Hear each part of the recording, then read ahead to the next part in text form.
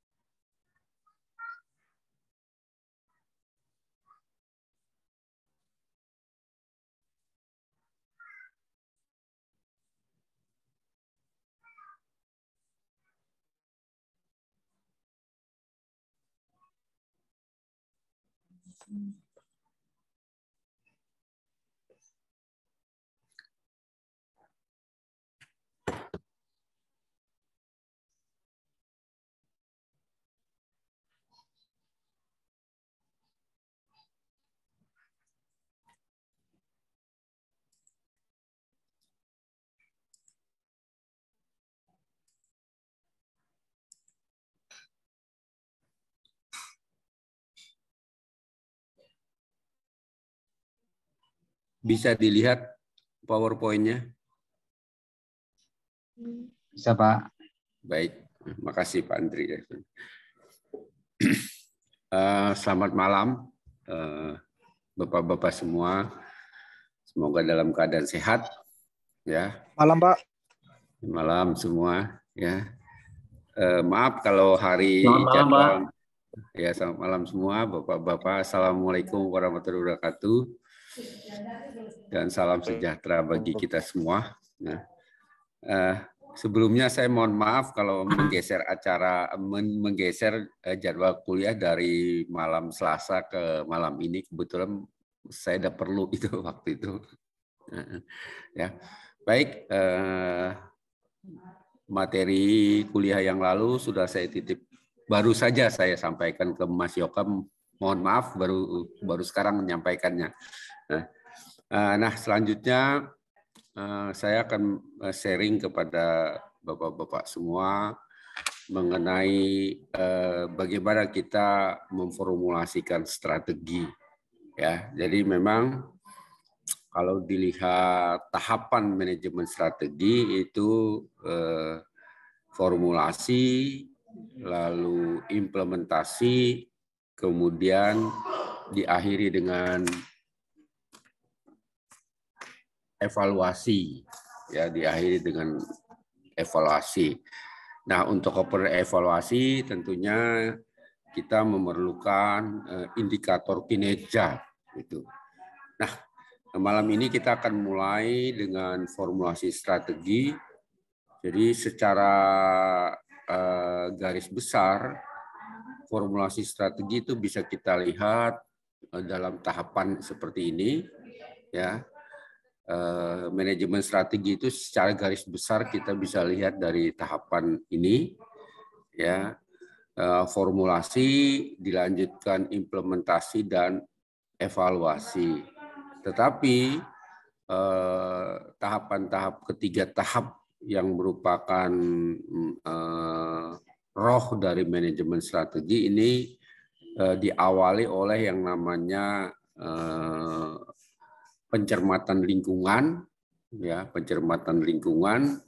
Nah, di dalam pencermatan lingkungan ini tentunya yang diamati adalah lingkungan dalam arti eksternal, ya, yang itu dijabarkan menjadi kekuatan dan kelemahan, sedangkan di sisi lain ada lingkungan internal, itu di lingkungan internal yang itu dijabarkan dalam bentuk kekuatan dan kelemahan, kemudian lingkungan eksternal itu dijabarkan dalam bentuk peluang dan ancaman itu, ya.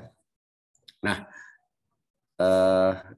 jadi tahapan rincinya seperti ini, dan kita sudah bisa ketahui bahwa antara tahap satu dengan tahap lain itu saling terkait dan saling memberi semacam umpan balik, gitu, ya.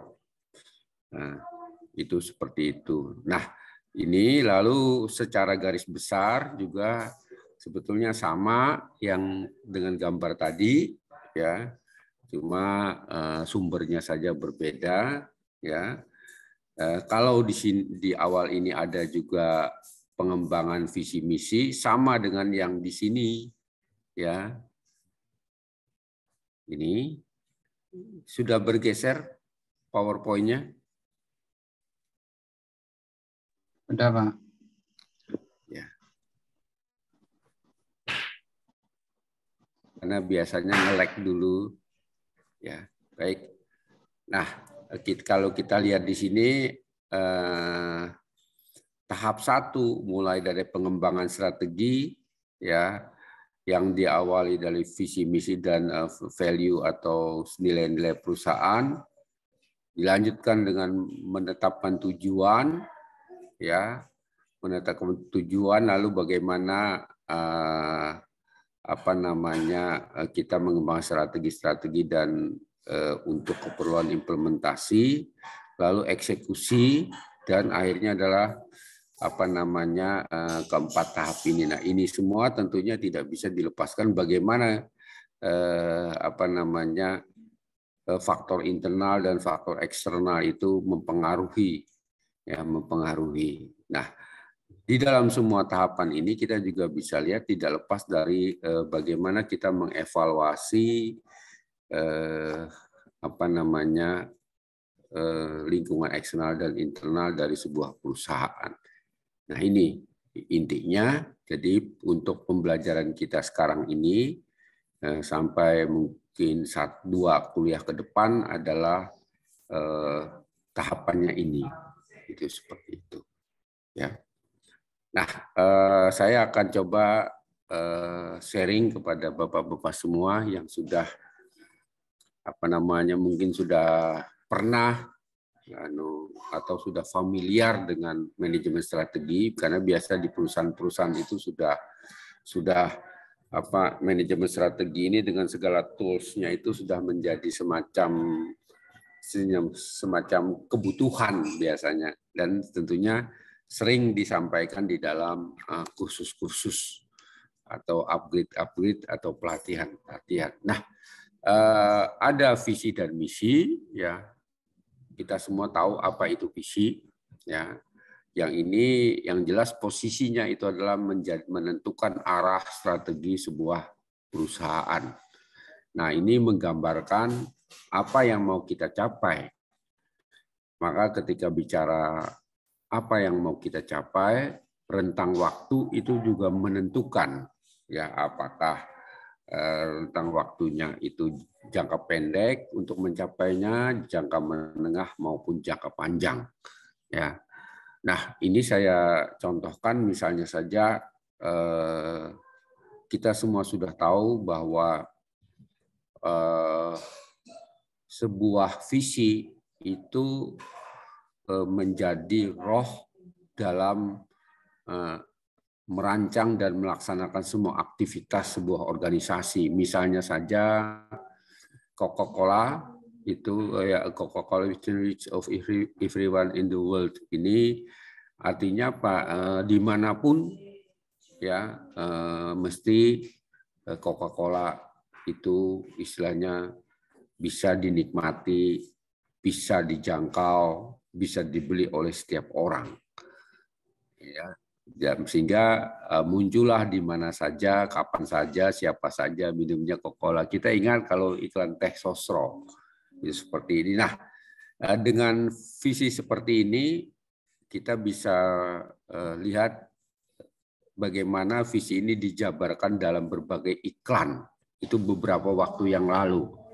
Dalam berbagai iklan di TV, ya, mulai dari misalnya iklan yang paling lama dipakai untuk Coca-Cola itu adalah di mana di iklan itu ditampilkan orang dari berbagai latar belakang yang warna kulitnya berbeda. Nah, itu menunjukkan bahwa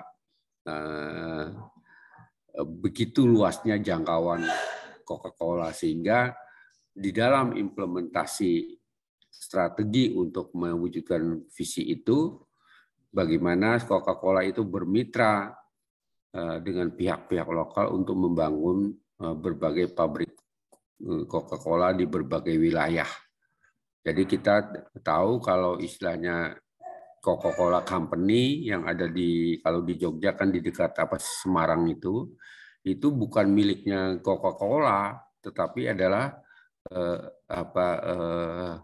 pengusaha lokal, dalam arti pengusaha Indonesia, tetapi yang segala sesuatunya itu terikat kontrak dengan perusahaan Coca-Cola yang pusatnya ada di Texas sana. Nah, mulai dari biangnya, lalu botolnya, ya tutup botolnya dan sebagainya, semua harus mengacu ke sana. Ya, itu jadi itu juga bisa kita maknai sebagai penguatan brand begitu, ya. Nah, sama juga misalnya kita pernah dengar juga Apple di setiap meja, ya. Bayangkan kalau Apple di setiap meja ini yang ini merupakan visi dari Apple komputer, ya. Nah, maka ketika Apple setiap meja ini hanya yang perlu dipikirkan kalau seperti ini kira-kira segmennya mana.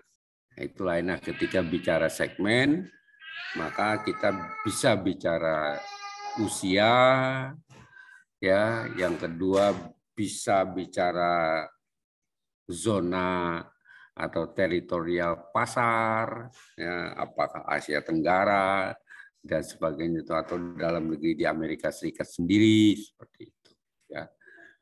Nah, ada lagi kita bisa lihat, ya, bagaimana Microsoft yang cita-citanya menjadi market leader, ya, satu komputer di setiap meja dan di setiap rumah menggunakan piranti lunak. Nah, maka bagaimana si Microsoft ini bisa menjadi market leader?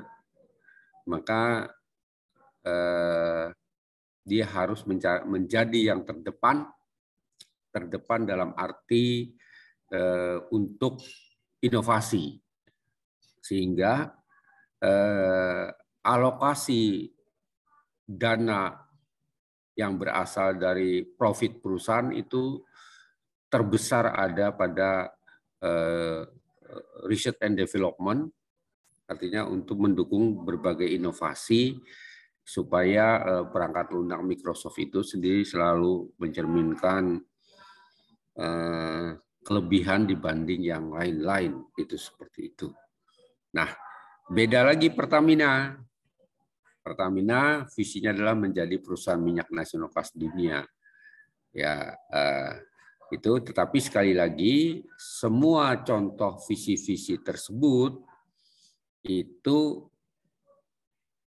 berubah, ya, bisa mengalami perubahan, ya, meskipun semula misalnya itu dicanangkan 25 tahun atau 15 tahun, itu bisa saja di dalam perjalanannya itu berubah. Kenapa? Ya, sekali lagi karena asumsi-asumsi kondisi eksternal maupun internal yang melatar belakangi yang menjadi pertimbangan utama dalam menentukan visi itu sudah berubah drastis.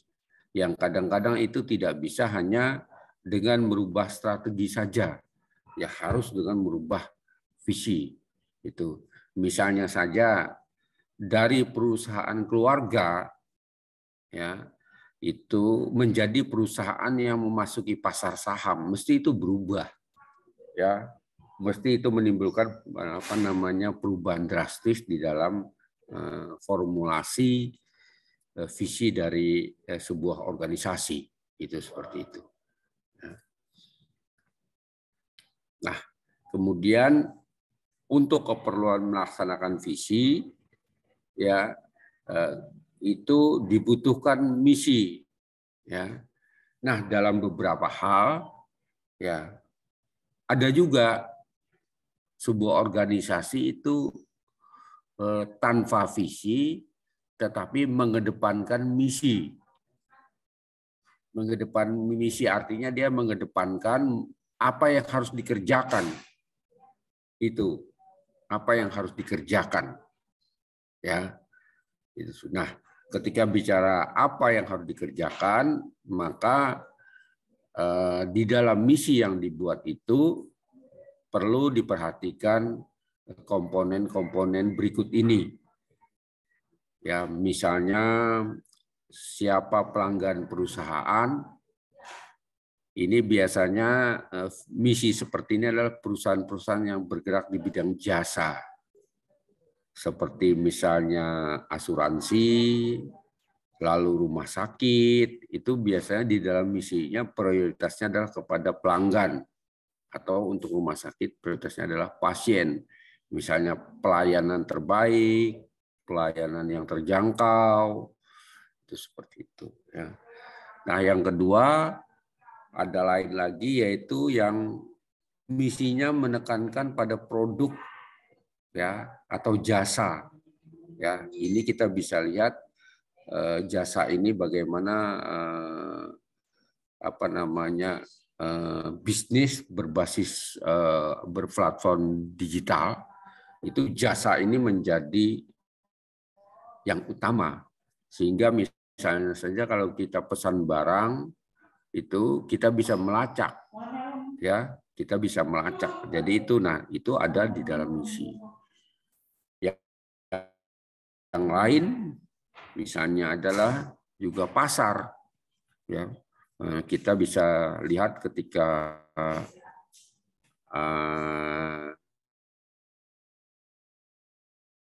komputer, ya, marak-maraknya laptop itu sebagai bagian dari gaya hidup, ya, 20 tahun yang lalu, kita bisa lihat bagaimana beberapa perusahaan itu dia membangun misi berdasarkan pasar, ya, pasar dalam arti wilayah geografis. Ya. Nah, itu juga yang mendorong misalnya saja bagaimana misalnya perusahaan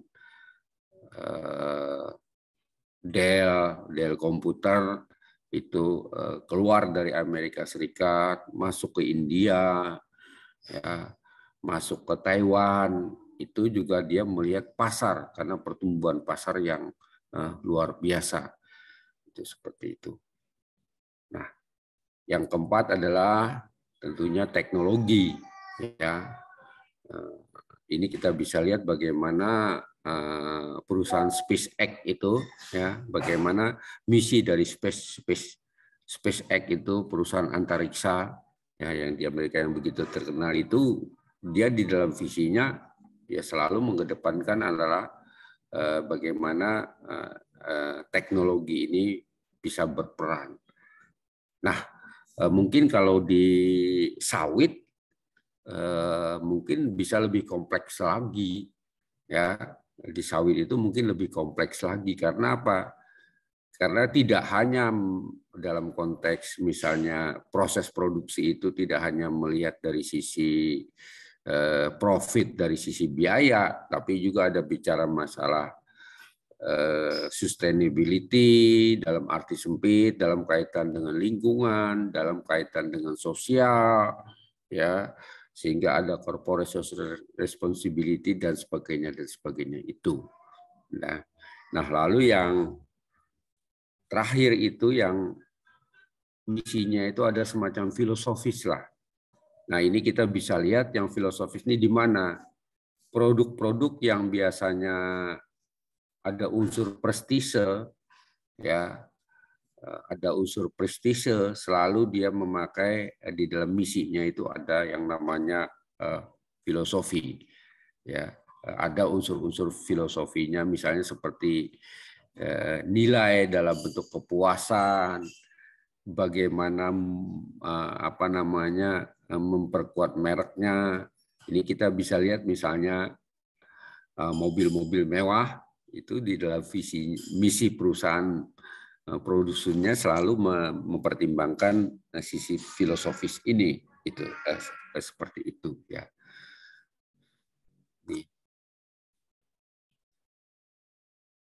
Nah, mungkin ada hal dulu yang bisa didiskusikan di sini, silakan. Ada yang perlu didiskusikan?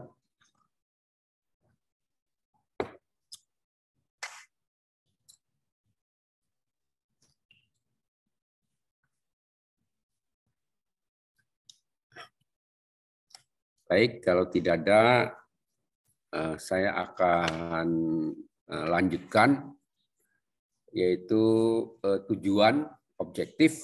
Ya. Nah, tujuan ini tidak lain adalah memang apapun organisasinya, tujuan ini lebih realistis, lebih mudah dilihat, ya, lebih mudah dilihat karena kalau kita sudah operasional, selalu yang dilihat capaiannya bagaimana. Nah, kalau bicara capaian itu sebenarnya untuk mengukur seberapa jauh tujuan yang sudah ditetapkan itu bisa direalisir. Itu. Nah, ada beberapa kriteria dan mungkin Bapak-bapak sudah familiar di sini, yaitu dapat terukur. Peningkatan produksi misalnya 10%, ya, lalu peningkatan rendemen misalnya 0,2%, seperti itu jelas. Dan mestinya spesifik. Spesifik apa? Supaya ini bisa dibedakan dengan tujuan yang lain. Ya, misalnya penghematan biaya itu, ya. Kalau misalnya peningkatan profit itu memang kan bisa terukur, tapi belum spesifik. Spesifiknya apa? Untuk melakukan profit itu misalnya kita menurunkan biaya produksi, ya, misalnya meningkatkan produksi, itu yang hal seperti. Jadi di samping terukur tentunya juga ada yang spesifik. Nah, yang sudah pasti Bapak-bapak semua adalah sesuai dengan visi dan misi. Nah, yang lebih penting lagi adalah realistik. Ya, tapi di kebun saya rasa tidak ada masalah yang realistik ini karena basis datanya itu luar biasa banyak, ya, data historisnya, data tahunan, data bulanan, dan itu menjadi dasar kita untuk membangun tujuan. Hanya persoalannya mungkin yang perlu kita bangun adalah bagaimana kita manajemen big datanya ke depan, ya, karena di dalam perkembangan itu tools analisis untuk memanfaatkan data, termasuk data di kebun yang luar biasa banyaknya itu tidak lain adalah untuk keperluan manajemen keputusan, ya. Itu toolsnya banyak, ya. Saya berharap nanti saya juga sudah usul ke kampus untuk ada mata kuliah semacam manajemen big data. Artinya bapak-bapak yang sudah bekerja di kebun Malang Melintang punya data yang terakumulasi luar biasa banyaknya, itu akan bisa lebih diberdayakan kalau kita paham bagaimana misalnya cara-cara menganalisisnya. Ya, cara-cara menganalisisnya artinya kita harus mengenal tools-nya sehingga itu bisa menjadi menghasilkan keluaran yang menjadi dasar kita untuk pengambilan keputusan. Ya, misalnya saja suatu saat mungkin pemupukan itu mungkin sudah tidak perlu analisis tanah lagi, analisis jaringan lagi suatu saat. Karena apa? Bisa model prediksinya dibangun melalui apa? Melalui basis data yang sudah kita miliki, yang sudah terakumulasi bertahun-tahun di kebun itu. Ya, pakai data itu saja bisa dibuat modelnya. Ya, nah data itu berupa apa? Itulah yang disebut dengan big data. Ya, itu seperti itu. Memang dengan perkembangan tool komputer segalanya menjadi mudah. Itu, ya. Nah, mudah-mudahan nanti pada saatnya nanti kalau mata kuliah itu bisa ada yang kepada bapak-bapak itu nanti disampaikan tools-nya, bapak semua tidak usah repot ketika mengambil tugas akhir. Manfaatkan aja semua data yang terakumulasi di kebun untuk keperluan itu. Tetapi dengan sentuhan tools yang disampaikan di dalam manajemen big data itu. Jadi tidak sekedar hanya data administratif belaka. Itu seperti itu. Itu, ya. Nah, tepat waktu ini sudah jelas, ya. Ini seperti ini. Nah, ini sekali lagi yang penting dari sini adalah bagaimana keterkaitan antara visi, misi, dan tujuan.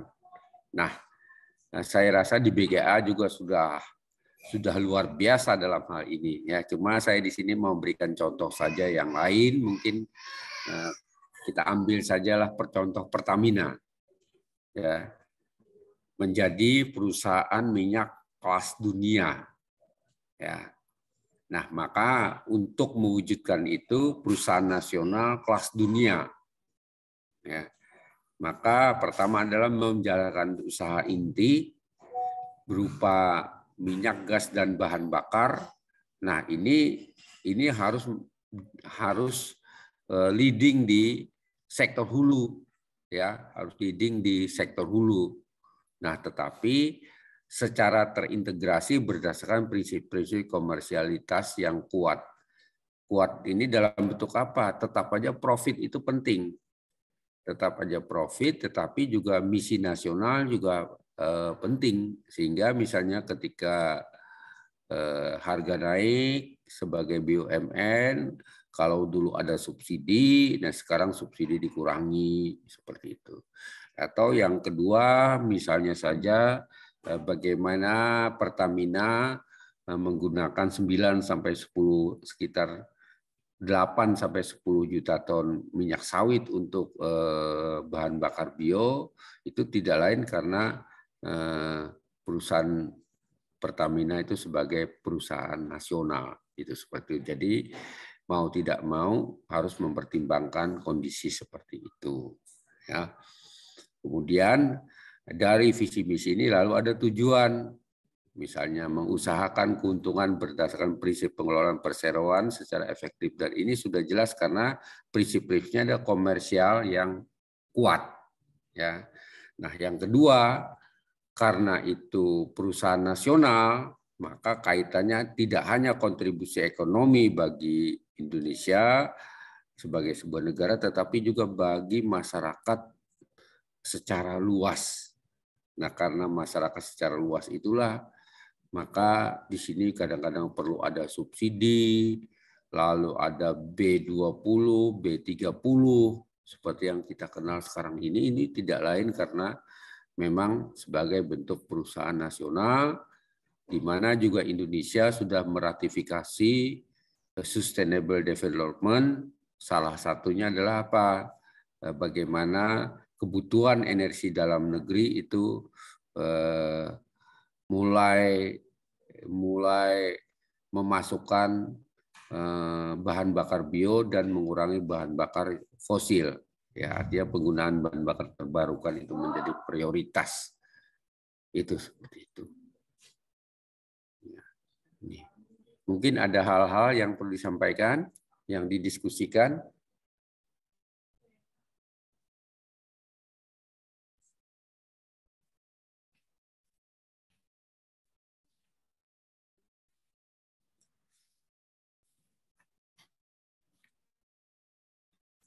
Baik, kalau tidak ada, saya akan lanjutkan. Ya. Jadi di sini strategi itu sekali lagi adalah cara untuk mencapai tujuan. Sehingga bisa diterjemahkan dalam bentuk 5P. Ya. Pertama adalah dalam bentuk planning atau perencanaan. Ya. Yang kedua dalam bentuk ploy atau manuver spesifik. Misalnya kita bisa lihat jadi bagaimana memperbesar kapasitas pabrik misalnya. Ya misalnya saja banyak perusahaan-perusahaan perkebunan kelapa sawit yang besar itu dari sisi areal kebun itu dari sisi luas areal kebun itu mungkin tidak mengalami pertambahan, tetapi dari sisi kapasitas pabrik itu ada yang di-upgrade. Ya. Nah, untuk keperluan ini maka apa yang perlu dilakukan yaitu bagaimana membangun kemitraan. Ya. Bagaimana membangun kemitraan dengan apa? Bukan dengan plasma, tetapi kemitraan swadaya dengan petani swadaya. Kenapa itu dilakukan? Ya itu tidak lain karena misalnya adalah moratorium kelapa sawit, ya, kemudian kendala-kendala yang terkait erat dengan perluasan lahan atau bahkan ketersediaan lahan yang memang tidak ada misalnya. Itu pertimbangan-pertimbangan sehingga orang harus melakukan manuver secara spesifik yaitu dengan memperluas pabrik, namun diiringi dengan bagaimana membangun kemitraan dengan petani. Ya. Nah, yang lain itu adalah misalnya itu adalah pola untuk mencapai tujuan ini Bapak sudah biasa, lalu posisi dan yang terakhir adalah strategi menjadi sebuah perspektif, ya cara melihat masalah, cara melihat masa depan dan cara melakukan untuk mencapai masa depan. Nah, ini pengantar-pengantar masih mungkin sifatnya masih pengantar. Baik, sampai sini ada yang didiskusikan? Halo.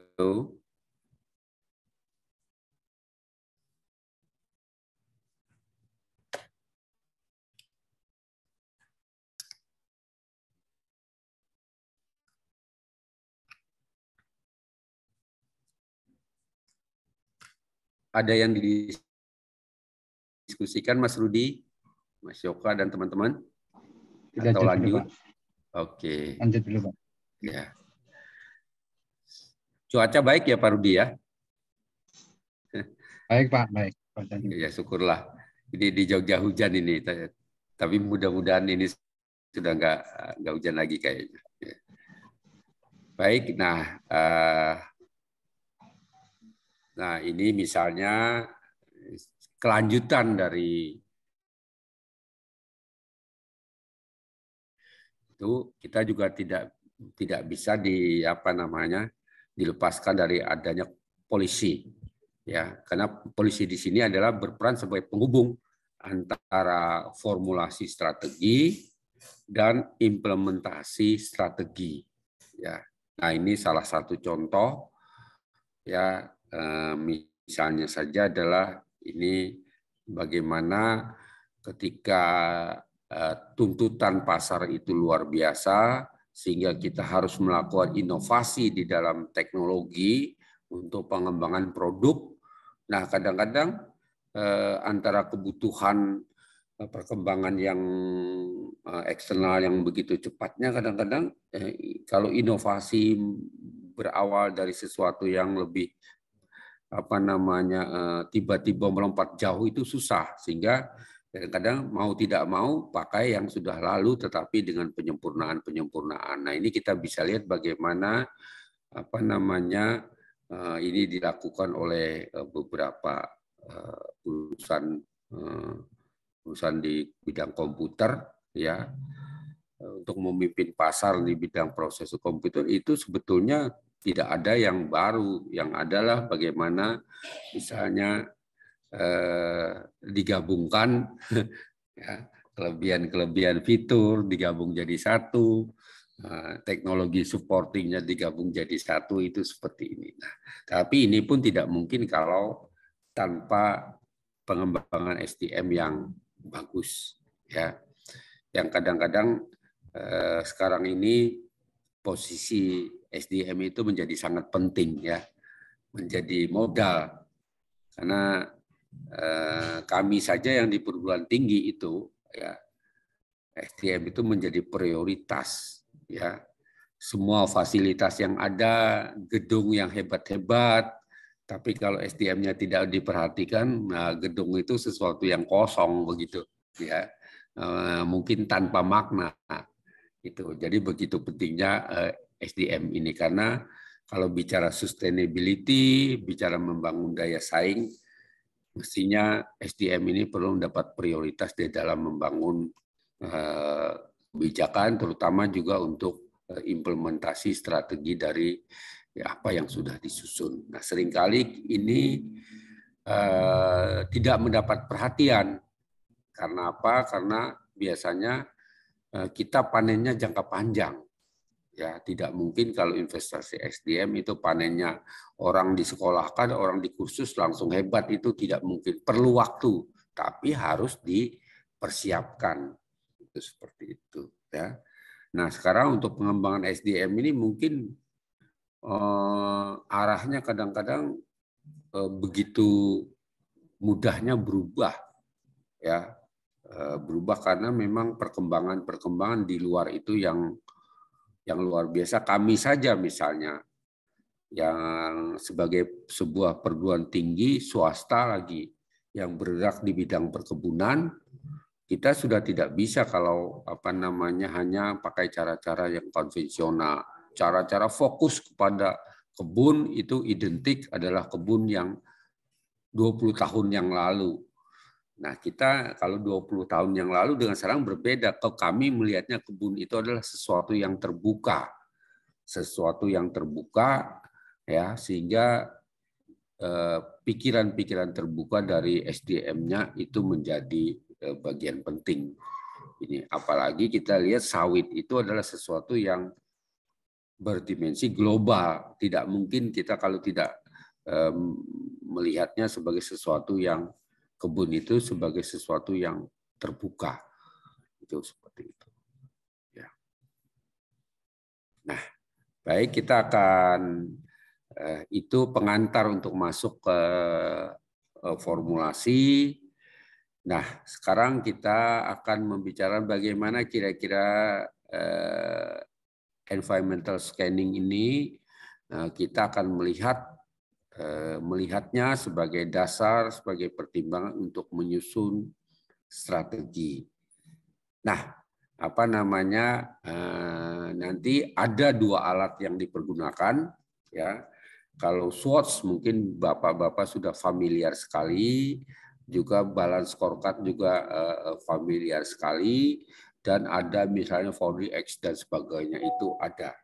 Ya, di sini bisa dipergunakan, ya, tidak hanya mempergunakan alat yang konvensional belaka seperti SWOT dan balance scorecard ini. Banyak sekali sekarang tools software yang bisa dimanfaatkan untuk keperluan mencermati, men-scanning faktor-faktor eksternal maupun internal. Nah,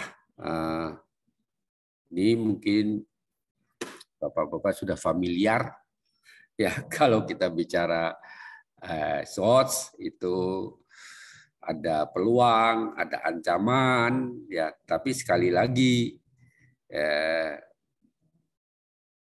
peluang dan ancaman ini bukan sesuatu yang harga mati.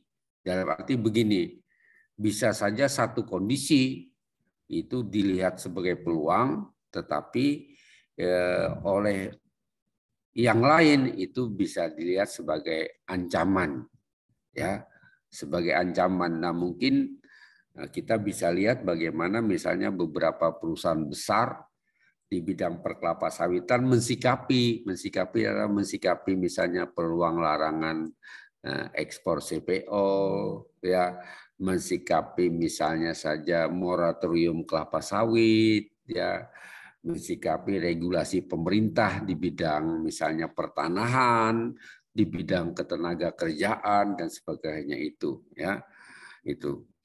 Maka ketika orang mulai berpikir integrasi teknologi untuk memudahkan panen, ya, itu bisa dilihat sebagai peluang karena memang teknologinya ada, ya.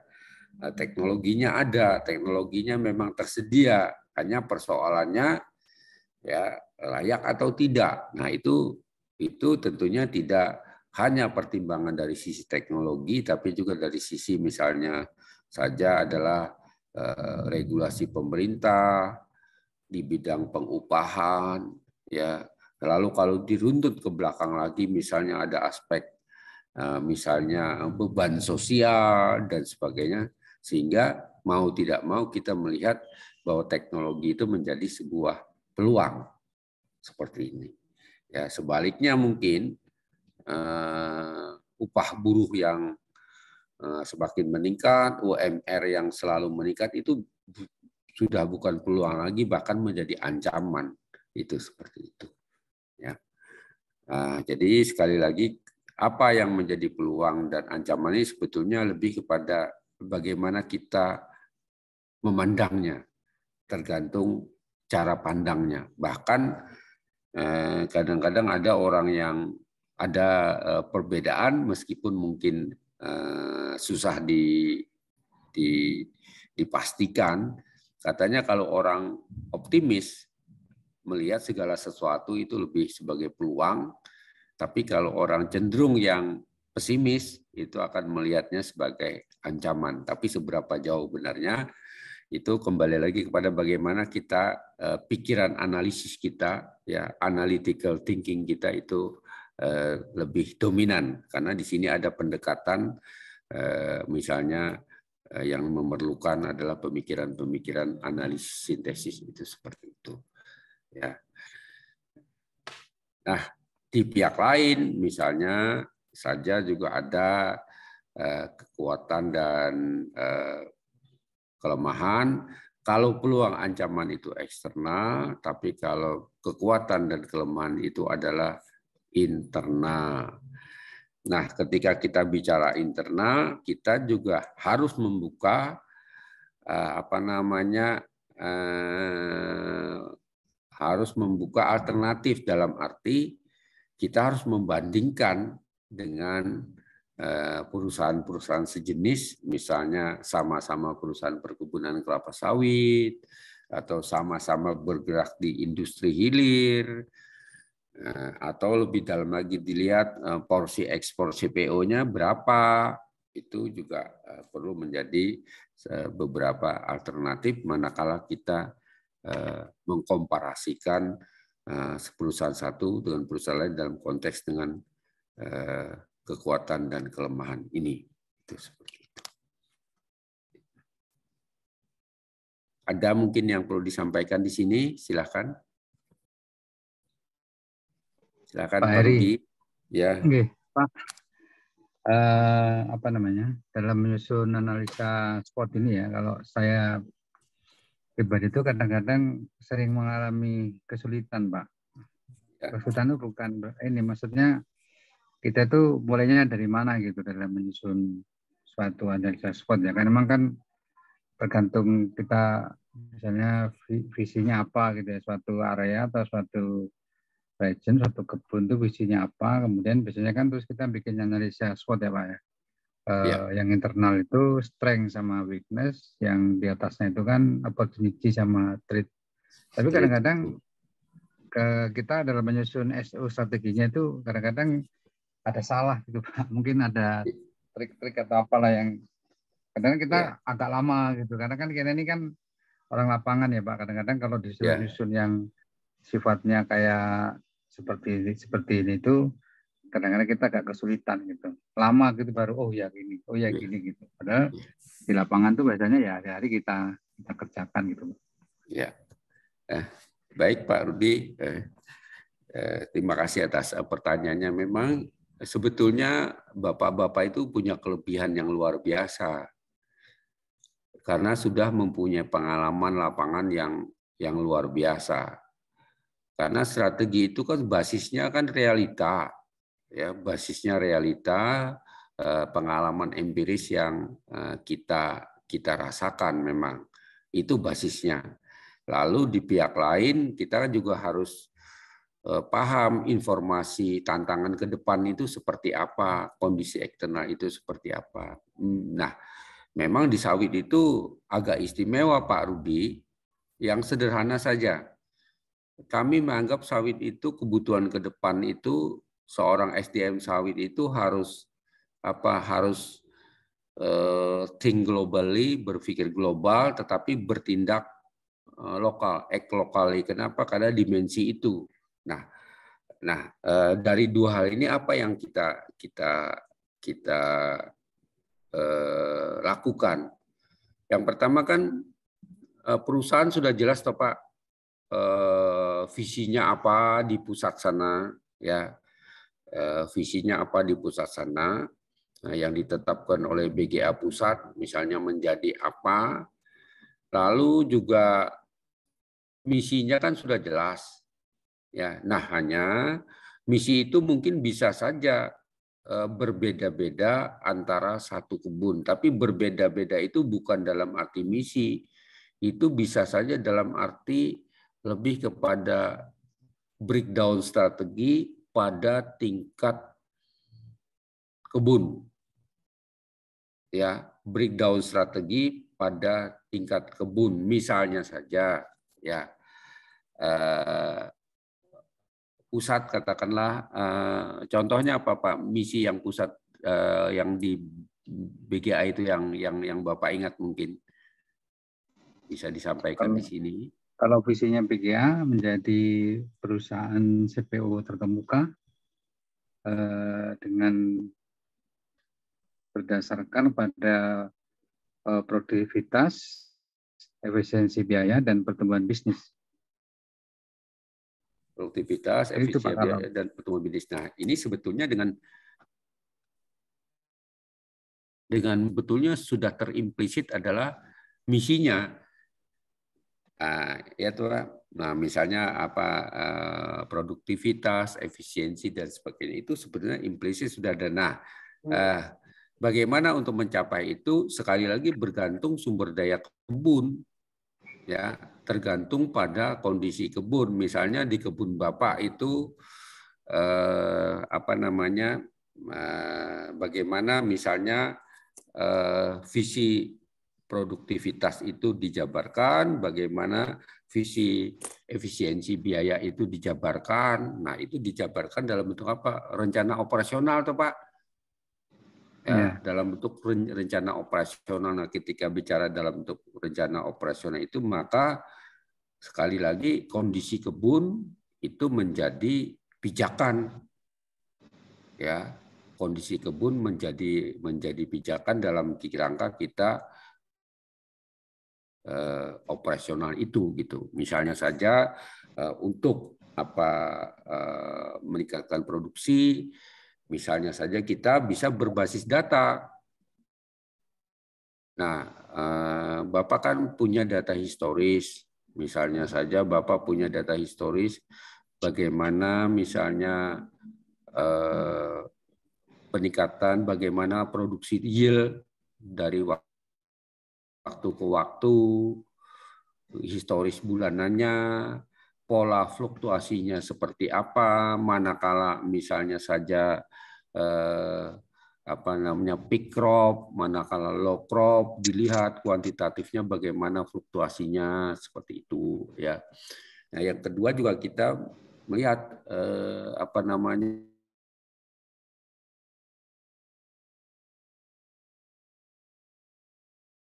dari tanpa mengurangi nilai strategisnya.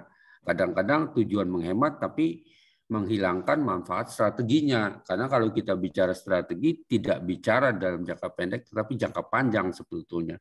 Bisa saja di awal kita kurang efisien, tetapi dalam rangka untuk membangun, misalnya 3 tahun, 4 tahun lagi, kita dalam rangka untuk meraih yang lebih besar. Itu yang kita bisa lakukan misalnya. Jadi sebetulnya Pak Rudi, data itu banyak ya di Bapak. Nah, sekarang kita bagaimana kita melihatnya, kalau misalnya ada perbedaan cara memandang itu wajar Pak Rudi, ya wajar itu. Tetapi pada akhirnya akan harus terjadi kompromi gitu loh. Pada akhirnya harus terjadi kompromi. Saya rasa tidak ada yang kurang kok Pak Rudi di kebun itu. Saya yakin Bapak sangat-sangat mampu itu. Ya, karena dengan pengalaman empiris itu penting sekali sebetulnya untuk yang sudah ada di pusat. Penjabarannya kan tentunya dalam bentuk operasional. Kebun kan sudah ada SOP-nya, ya. Paling ada perubahan target, misalnya perubahan sasaran dari SOP yang ada. Itu ya bagian-bagian memang dari implementasi strategi pada skala mikro, pada skala unit fungsional itu seperti Iya Pak. itu. Biasanya itu penjabaran itu tadi kan yang sampaikan itu visinya BGA ya. Nanti mungkin pada suatu kebun atau wilayah itu mungkin sudah mengerucut memang Pak menjadi kebun dengan pertumbuhan yield dari sekian menjadi sekian pada tahun 2023 gitu Pak. Jadi memang nanti apa itu strength sama weakness-nya sudah mengerucut di kebun itu gitu Pak. Cuman kadang-kadang kelemahan kita belum bisa menampilkan atau menyajikan lah. Kadang-kadang gitu Pak.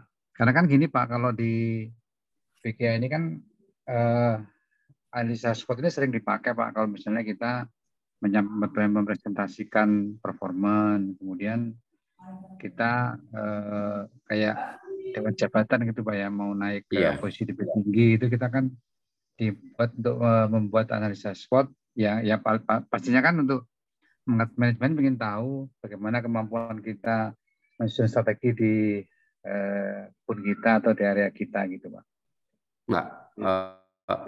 Ya, nah mungkin Pak, Bapak perhatikan tugas Bapak. Yang kedua, pertimbangkan posisi yang mau diisi. Tugas dan wewenang posisi yang mau diisi itu biasanya yang menjadi pertanyaan. Wah, saya mau promosi di ini, syaratnya apa, jobnya di posisi yang mau di tempat itu apa. Biasanya itu yang menjadi pertimbangan. Jadi seputar pekerjaannya saja Pak, seputar pekerjaan, seputar tupoksinya saja Pak Rudi itu. Itu. Ya, Pak, makasih Pak. Itu memang sama saja Pak Rudi.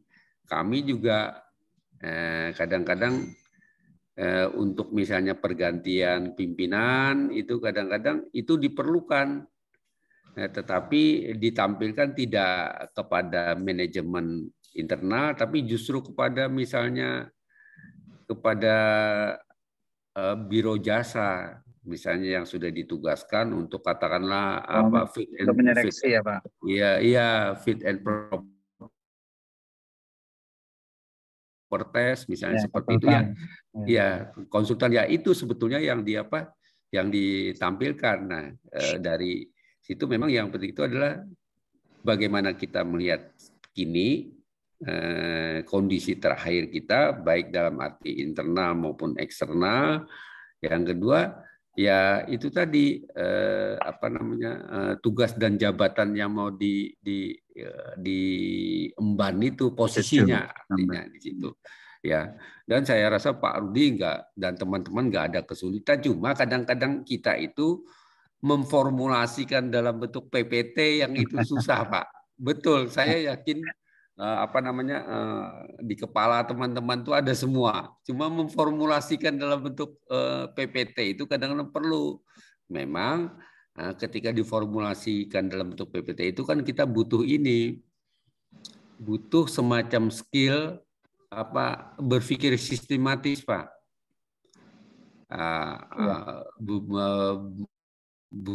Butuh semacam skill untuk berpikir sistematis, dan sebenarnya di kebun itu sudah dilakukan, ya. Setiap akhir tahun ada rapat kerja, itu kan sebetulnya sudah dilakukan. Coba kadang-kadang kita tidak sadar saja kalau kita misalnya mampu, Pak Rudi.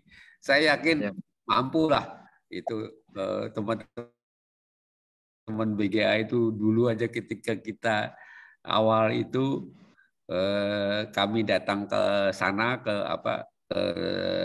Pundu itu, wah teman-teman itu disuruh presentasi hebat-hebat kok Pak itu.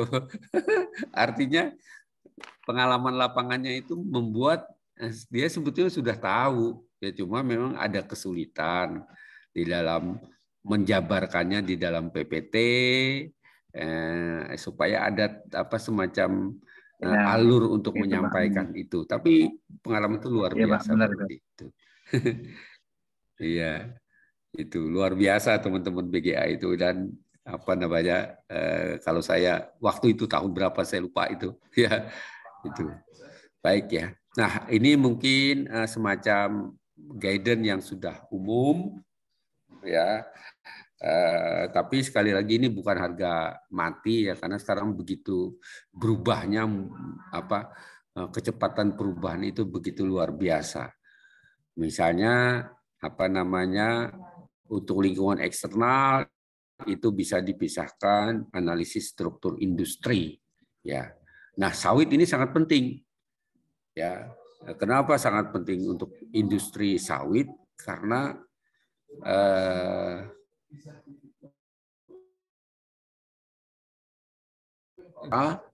ya, diversifikasi produknya luar biasa, nilai tambahnya luar biasa dari berbagai produk yang didiversifikasi itu, tetapi juga faktanya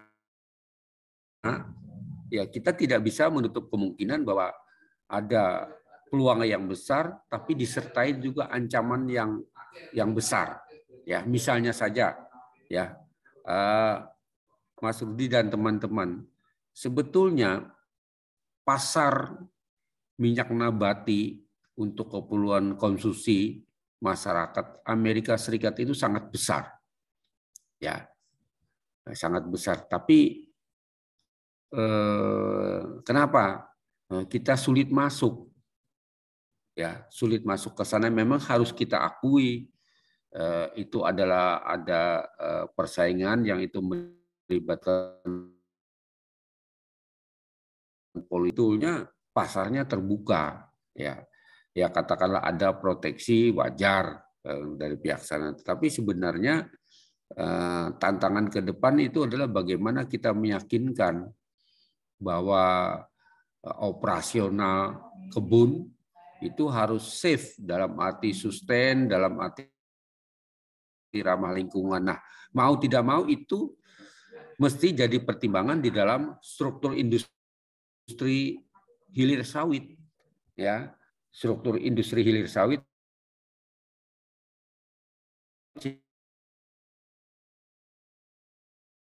sehingga isi yang sifatnya ke lingkungan itu banyak dibangun, banyak dibuat pemerintah untuk keperluan sebetulnya membangun itu, ya, untuk membangun itu. Nah, dalam kita berbicara analisis struktur industri, maka kita bisa lihat ada fragmented industry. Ini industri yang ada contohnya rumah makan, salon kecantikan. Ini pembukaannya di berbagai tempat. Nah, ini yang dilakukan dengan misalnya kalau katakanlah semacam misalnya bagaimana Indomaret, ya, Alfamart, itu seperti itu, buka di berbagai tempat, ya. Dan mungkin tidak semua itu menguntungkan, tapi yang penting mereka hadir, karena keuntungan tidak dilihat persatuan unit, mungkin semua, artinya untuk apa? Untuk menutup supaya pesaing tidak masuk. Itu saja kita lihat, ya, dari situ. Nah, juga yang apa namanya ini ada emerging industry, komputer, telekomunikasi, bioteknologi. Ini ke depan itu akan tetap apa namanya, kalau kita bicara di luar negeri, pertumbuhan saham-saham di 3 industri ini luar biasa, ya, luar biasa. Kita bisa lihat misalnya saja di program TV, coba Bapak perhatikan mana saham naik, mana saham turun, mana yang biru, mana yang merah. Coba lihat saham-saham yang sifatnya itu ada mencerminkan misalnya telekomunikasi, komputer itu mesti naik. Ya, itu kita bisa lihat. Nah, ini contoh-contoh misalnya saja bagaimana emerging industri ini membangun kemampuan untuk memanfaatkan peluang. Ada yang kepemimpinan teknologi, penguatan aset strategis, switching cost. Mungkin BGA itu mungkin dalam konteks sawit misalnya saja bisa saja menentukan poin strategisnya itu apa. Misalnya saja yang itu bisa kita lakukan adalah bagaimana menekan cost rasionya, ya, produksi per ton CPO-nya bagaimana bisa rendah, misalnya itu seperti itu.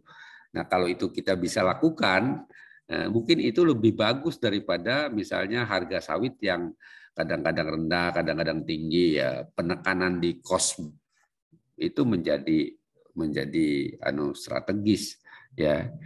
Atau misalnya ketika kita bicara menekan cost, tapi kita lihat yield-nya mungkin tidak hanya yield, tapi dalam konteks improve yield dari tahun ke tahun, atau juga dalam konteks dengan misalnya yield gap-nya bagaimana, begitu, seperti itu. Nah, lalu juga ini mungkin Bapak sudah biasa, five force misalnya masuknya pesaing, ya, daya tawar pemasok, ya, itu adanya produksi substitusi. Mungkin kalau di industri sawit hampir tidak ada produk substitusi, meskipun yang ada adalah persaingan antara minyak nabati sawit dan minyak nabati non sawit. Kalau substitusi nggak ada, ini susah sekali, ya, dilihat itu. Kalau ada substitusi, biaya produksinya mahal. Itu. Jadi tetap saja mengandalkan industri biomasa. Ya, dalam hal ini adalah mengandalkan, ya, anugerah, ya, anugerah Tuhan berupa sawit yang bisa memanen energi, ya, berubahnya dalam bentuk menjadi minyak dan sebagainya itu. Ya. Nah, bagaimana kita melihatnya? Misalnya saja bagaimana kita melihatnya, atau kita memposisikan bagaimana kondisi lingkungan itu akan menentukan kita melihat apakah itu sebagai sebuah ancaman ataukah sebagai sebuah peluang. Ini kita bisa lihat misalnya saja, ya, mana yang menjadi peluang dan ancaman, pertimbangannya ini, ya, analisis pasar, misalnya apakah BGA itu bagaimana pengembangan pasar CPO-nya, apakah tradingnya itu langsung atau melalui pihak mana, ya, rantai pemasarannya seperti apa, itu juga penting. Lalu juga kalau kita bicara kebun, ya, mungkin komunitas ini menjadi penting, ya. Misalnya kalau kita bicara kebun, kita bicara komunitas ini, terutama ini kan mesti tenaga kerja di bawah itu kan sebagian besar dari masyarakat sekitar, toh Pak. Nah, mau tidak mau kita juga harus memahami karakteristik dari masyarakat sekitar kita itu sebagai sumber penyedia tenaga kerja kita. Nah, ini lalu juga kompetitor, lalu pemasok, misalnya ini semua. Lalu kita juga tidak bisa melepaskan kebijakan pemerintah daerah, apakah itu kabupaten,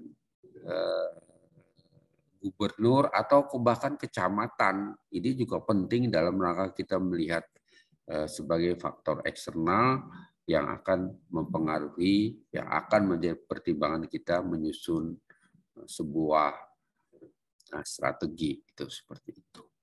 Ya, ini kita juga misalnya LSM ini juga perlu menjadi pertimbangan, tidak bisa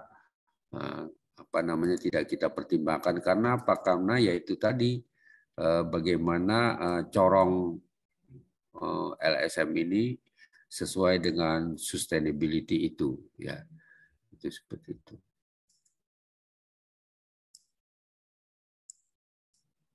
Ya. Oke.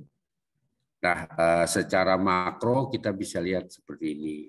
Jadi komponen eksternal sebuah perusahaan itu ini posisi perusahaannya, ya, pada lingkungan kecil, ya, yang berhubungan langsung dengan kemampuan perusahaan itu adalah ini,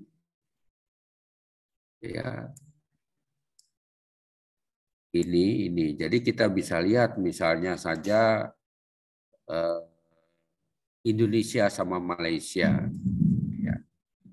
Saya yakin perusahaan Malaysia itu mau tidak mau juga menjadi pesaing kita sebagai pendatang baru, ya, perusahaan pesaing yang itu. Kenapa? Karena Malaysia tidak mungkin lagi ekspansi areal, ya, tetapi di Indonesia mungkin masih ada peluang, ya, masih ada peluang meskipun mungkin peluangnya tidak dalam arti buka kebun baru, misalnya penguasaan saham, ya. Lalu misalnya take over, itu seperti itu, tetap aja menjadi itu dilakukan, ya. Kemudian tantangan ke depan kita juga perlu mencari pasar-pasar CPO kita di luar pasar tradisional. Selama ini kan kita India, Pakistan, China, misalnya Bangladesh, ya. Nah, tapi kita perlu mencari pasar-pasar baru ke Afrika, misalnya itu seperti itu. Karena kenapa itu perlu dilakukan, Pak Rudi dan teman-teman? Karena 4 tahun lagi diperkirakan produksi CPO kita akan bisa sampai 60 sampai 70 juta ton. Nah, kalau kita perhatikan pertumbuhan penduduk dengan pola konsumsi makanan berbasis sawit, itu kita akan surplus CPO. Ya. Nah, persoalannya kita harus mencari pasar baru. Meskipun mungkin kita masih mengandalkan misalnya saja sebagai biodiesel, tapi pertumbuhan biodiesel setiap tahun itu sekitar tidak lebih dari 10%. Nah, sementara itu produksi sawit kita dalam beberapa tahun ke depan ini akan luar biasa meningkatnya, sehingga mau tidak mau mencari pasar baru, dan itu Afrika. Nah, yang juga tantangan perlu dilakukan ke depan, di Brasil itu kan sudah tersedia sebetulnya 50 juta hektar lahan sawit, ya. Nah, saya yakin misalnya kalau pasar-pasar di negara-negara Amerika itu misalnya mulai mempertimbangkan minyak sawit karena mungkin produktivitas minyak nabati lain di sana itu turun akibat gangguan iklim, itu sawit akan menjadi prioritas. Nah, pertanyaannya, ya, ketika sawit akan menjadi prioritas, maka itu ke depan juga bisa menjadi ancaman kita untuk tetap leading di dalam hal tidak hanya produktivitas, tetapi juga dalam hal kemudahan pemasaran dan sebagainya. Belum lagi misalnya pertimbangan isu-isu sustainability dan sebagainya, itu akan ke sana. Ya, maka sebetulnya, tapi saya yakin kalau seandainya di Amerika Latin itu buka sawit, mungkin yang invest juga mungkin perusahaan Indonesia. Wong di Afrika saja yang apa namanya arealnya itu jelek, lahannya jelek, kita berani invest. Apalagi kalau di Amerika Latin sana yang lahannya lebih bagus. Itu. Ya. Nah, mungkin kalau itu nanti terjadi, kita akan menghadapi tantangan berat, Pak. Itu. Ya, dan saya yakin 50 tahun ke depan sawit itu tetap leading. Jadi kalau ada misalnya seminar-seminar yang Pak Rudi kemarin Desember lalu kan kami kan mengadakan forum ya, seminar di kampus. Itu ada yang menyatakan tahun 2045-2050 sawit gitu habis katanya. Habis dalam arti mungkin masa depan suram. Cuma kita itu kan kalkulasi orang pesimis toh Pak. Tapi kalau kalkulasi orang optimis ya tidak seperti itu. Nah, misalnya saja dari sisi agronomi saja Pak Rudi, ya. Kalau ada stres lingkungan, ya itu produksi minyak nabati dari kedelai, dari mana-mana, dari kedelai, rapeseed dan sebagainya itu turun bisa sampai 40%. Ya. Tapi ketika sawit mengalami stres, penurunannya tidak sebesar itu. Ya. Tidak sebesar itu. Dari situ aja sudah menggambarkan bahwa memang ada keunggulan agronomis dari sawit itu. Apalagi untuk menghadapi misalnya ketidakpastian iklim, pemanasan global itu, dan dari sisi industri turunannya sudah sangat beragam, jadi luar biasalah dalam posisi ini. Ya, nah ini yang akan kita hadapi secara langsung di sini. Nah, ketika kita bicara di sini, kita juga harus mempertimbangkan bagaimana faktor teknologi, ya. Bagaimana perkembangan kesadaran masyarakat akan lingkungan, ya, perubahan kultur budaya, ya, lalu kondisi politik lingkungan, politik bisnis, ya, dan juga kita mesti mempertimbangkan aspek legal yang berkenaan dengan industri kelapa sawit Indonesia, baik pada sisi lokal, nasional, maupun pada sisi global, terutama adalah peraturan-peraturan yang mencerminkan prinsip-prinsip sustainability, itu seperti itu. Ya. Nah, ini sekedar gambaran saja. Ini mungkin misalnya ada kondisi demografi, lalu segmen ekonomi, lalu aspek pasar, sosiokultural, lalu teknologi. Ini poin-poinnya yang bisa dipertimbangkan manakala kita mau menyusun strategi, ya. Ini dari sisi demografis, misalnya saja pertumbuhan penduduk, ya, lalu struktur usia, lalu area geografi, ya. Lalu di sini bisa kita jabarkan kalau mau lebih kecil lagi adalah distribusi pendapatan. Itu seperti itu, misalnya saja. Ini contoh-contoh, ya. Misalnya ini dilihat dicontohkan misal segmen teknologi, ya. Di sini adalah inovasi produk, ya. Ketika inovasi produk ini masih bisa lebih di breakdown lagi. Ya, produk apa? Bisa fokus kepada untuk keperluan pribadi. Ini segmennya luar biasa. Jadi Bapak bisa adaptasikan ini untuk sawit itu seperti apa. Misalnya saja katakanlah sekarang misalnya political atau legal, ini kita bisa lihat peraturan di sawit itu banyak sebetulnya, ya.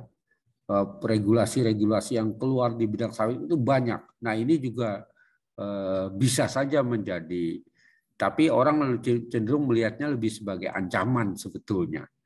Karena mau tidak mau, karena saking banyaknya itu tumpang tindih. Misalnya saja perizinan saja, ya. Ya, kalau kita mau buka kebun, izin macam-macam toh Pak. Yang itu ada menjadi wewenang daerah, yang itu ada menjadi wewenang pusat, bingung orang melihatnya, sehingga omnibus law yang dibuat pemerintah sekarang itu baik sebetulnya, ya. Cuma kalau baik itu nanti mungkin industri jasa yang abu-abu itu menjadi hilang, ya. Itu kalau saya melihatnya lebih kepada itu, yang orang demo omnibus law dan sebagainya, itu saya melihatnya lebih cenderung kepada industri abu-abu itu nanti hilang, gitu. Ya, yang itu berimplikasi pada overhead cost, itu seperti itu. Ya. Nah, ini juga masih kita berbicara faktor eksternal, hampir sama dengan yang sudah saya lewati saja, ya. Nah, lalu kalau kita melihat dari sisi persaingan industri, ya, misalnya saja stakeholder yang baru, ya, pemasok, ya, pembeli, ini ya pendatang baru di industri yang sama, ya, lalu adanya produk substitusi yang ini mungkin hampir sama dengan yang di atas tadi. Nah, itu lalu ini juga, ini maksud saya menyampaikan frame, ya, kepada bapak-bapak. Silahkan mungkin kita menganalogikan di kebun sawit kita dengan pola seperti ini, ya. Katakanlah ini Bapak ganti dengan perkebunan kelapa sawit, ya. Ini lalu Bapak coba breakdown dari sisi apa seperti ini misalnya ini ada deforestasi, ya, ini ada misalnya saja perubahan iklim, ya, perubahan iklim, jadi misalnya bencana lingkungan, ya, lalu ada kesehatan masyarakat, dan ini bisa dipakai untuk industri sawit kita. Jadi mulai dari yang kebun sawit yang paling mudah dilakukan ini, ya, ini, lalu pada sisi yang lebih luas ini, ya, sampai pada sisi makronya ini. Nah, komponen-komponennya ini, ya. Nah, ini kadang-kadang memang ketika pertanyaan Pak Rudi tadi bahwa di dalam kita peningkatan karir itu kadang-kadang kita harus presentasi yang menyangkut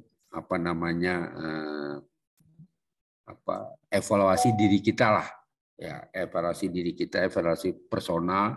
Nah, mungkin ini bisa membangun bagaimana kita berpikir sistematis untuk memilah-milahkan hal-hal yang mau kita cantumkan, ya, hal-hal yang mau kita cantumkan, itu seperti itu. Ya. Ada yang ditanyakan, silakan. Ya. Halo, ada yang mau ditanyakan? Yang didiskusikan. Ini nanti materinya juga akan saya kirim ke bapak-bapak, ke Mas Yoka ini. Ya.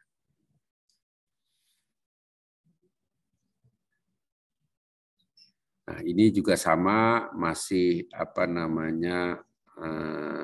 untuk pertanian secara umum, ya kalau kita membuat analisis SWOT, poin-poin ini mungkin ini daya saing untuk bidang pertanian, komponen-komponennya apa saja. Ini lebih khusus lagi ke pertanian, ya. Artinya yang lingkaran-lingkaran ini bisa menjadi pilihan Bapak, ya. Misalnya ini bagaimana invest untuk pendidikan, ini sekali lagi pada tataran nasional, ya. Ini bisa menjadi guidance atau semacam panduan juga untuk keperluan membangun analisis SWOT sebagai awal untuk pencermatan lingkungan, itu seperti itu, ya. Nah, ini tadi adalah ekonomi, teknologi, politik, dan sosiokultural. Nah, ini komponen-komponennya. Ya, ini komponen-komponen, saya sharing saja kepada Bapak, nanti dicermati saja, saya tidak menjelaskan satu persatu ini. Nah, ini bisa di breakdown, ya. Kalau misalnya Bapak presentasi tadi, bisa saja ini Bapak pilih, oh kalau faktor ekonomi, apa kira-kira yang utama dari sawit yang itu mempengaruhi, itu seperti itu. Misalnya produktivitas, kok produktivitas sampai ke ekonomi? Ya jelas saja kalau produktivitas itu kan akan menentukan yield yang mau keluar, yang mau dijual. Tapi ketika bicara itu tidak sesederhana itu. Ya, kenapa tidak sederhana itu? Buktinya apa? Produksi CPO fluktuatif misalnya seperti itu. Ya, harga tenaga upah buruh seperti apa. Nah, ini jadi pertimbangan-pertimbangan, ada aspek teknologi, ya, ada aspek legalnya, ya, ada aspek yang juga sosiokulturalnya. Nah, ini bisa menjadi mungkin pertimbangan-pertimbangan manakala kita mau menyusun ini adalah mungkin lingkungan sosial internasional, ya, ini lingkungan sosial yang lebih sempit, ya, sosial ini terdiri dari ekonomi, politikal. Jadi memang sosial dalam arti luas itu komponennya ini memang itu. Ini beberapa contoh yang mungkin bisa Bapak jabarkan untuk lokal Bapak, untuk internal perusahaan Bapak. Nah, ini yang ada satu, ini saya ambilkan dari buku yang cukup baru, ya, yang ini bagaimana pengaruh pemanasan global itu terhadap bisnis dunia, ya. Ini misalnya saja kita bisa lihat, ya, ini dari mana pengaruh pemanasan global itu kira-kira terhadap bisnis dunia. Ini terkait erat dengan yang namanya isu-isu sustainability ini, ya, terkait erat dengan isu-isu sustainability itu, ya.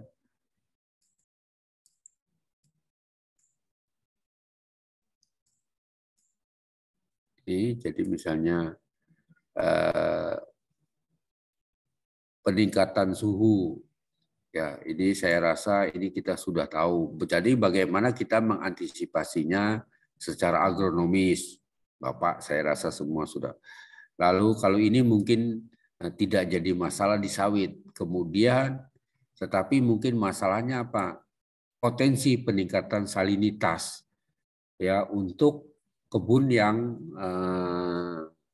tidak jauh dari pantai misalnya, itu seperti itu. Lalu juga ini curah hujan yang luar biasa, ya, curah hujan yang luar biasa, dan ini adalah bagaimana kondisi cuaca yang ekstrim, ya. Nah, ini pengaruh-pengaruh lain. Jadi kita bisa lihat begitu khawatirnya orang terhadap perubahan iklim. Nah, lalu pada tingkat global ini ada data, ya. Jadi bagaimana resiko global dari bencana alam dan sebagainya. Kita perhatikan di sini dari tahun ke tahun, mulai tahun 2007 sampai tahun 2017. Coba perhatikan, yang hitam-hitam ini itu adalah dalam kaitan dengan perubahan iklim. Ya, kita bisa lihat yang hitam-hitam ini, misalnya saja sayang di sini, ya, misalnya di sini kita bisa lihat bagaimana misalnya tahun 2011, ya, ini yang apa namanya, yang menempati yang pertama itu kita perhatikan di sini, ya, semua apa namanya yang berhubungan dengan yang namanya apa namanya iklim. Misalnya di sini kita bisa lihat pasokan air, perubahan iklim, ya, cuaca yang ekstrim, banjir, kita bisa lihat. Ini adalah bagaimana peristiwa-peristiwa lingkungan itu menjadi dominan dalam tahun-tahun ke depan. Ini kita bisa lihat. Jadi kenapa ini saya sampaikan kepada bapak-bapak? Karena kebun bapak itu puluhan ribu. Nah, ketika bicara puluhan ribu, mau tidak mau itu rentan sekali terhadap pengaruh kekeringan, pengaruh hujan, pengaruh banjir, dan itu bisa menjadi problem untuk produktivitas. Itu, ya, ini beberapa saya sampaikan global saja, dan ini menjadi pertimbangan juga kenapa orang makin lama lebih menyukai sawit daripada kacang kedelai, daripada kacang tanah, daripada rapeseed atau penghasil-penghasil minyak yang lain. Karena apa? Secara apa namanya, dari sisi agronomis, sawit itu lebih toleran terhadap kondisi-kondisi yang kurang baik, meskipun juga tetap terjadi penurunan, tetapi mau tidak mau itu lebih, penurunannya tidak sebesar yang ada pada tanaman semusim penghasil minyak nabati. Itu seperti itu. Ya. Itu. Ya. Ada pertanyaan? Halo? Ada pertanyaan Bapak Ibu? Ya. Lanjut dulu, Pak. Baik, kalau sudah saya rasa cukup ya, ini sudah hampir jam 9, Bapak-bapak juga biar istirahat ya, karena besok pagi masuk jam 5 pagi ya Pak ya. Iya, Pak. Ya, kebun itu jam 5 pagi sudah standby itu baca ya. Mungkin itu dulu yang kami sampaikan ya Pak ya. Baik, Pak. Terima kasih ya, Mas Adit, Mas Rudi, Pak Seno, ya, Pak Andri, semua, sampai ketemu ya. Oke, makasih ya semua ya. Baik, Pak.